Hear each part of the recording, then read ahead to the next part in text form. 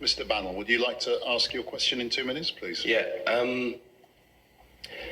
My question sort of became irrelevant because of the recent news that the political parties have started pulling their support for the STZ. So I immediately, after submitting my question, found out that it sort of already been answered. So I might just sort of change my question a little bit on the cuff, if you don't mind. I don't necessarily agree with the apocalyptic vision of like some people here, but I do agree that the GCP have totally failed Cambridge and have represented an enormous waste of money and time. And when I think about all of the unnecessarily stress and anger that you have caused, turning me off, are you?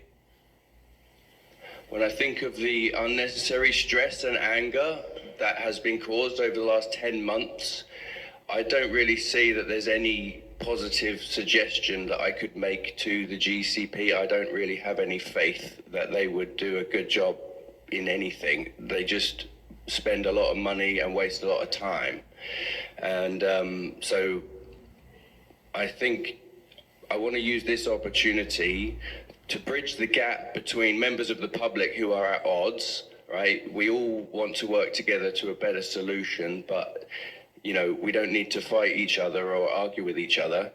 I also want to take this opportunity to ask this question, just out of curiosity and the principle of the thing, really. If this whole thing ends up falling in and just becoming another huge waste of public money, will anybody in the GCP get fired or be demoted or have a pay cut or something?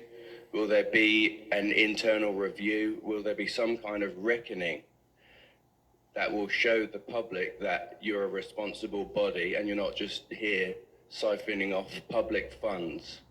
Time.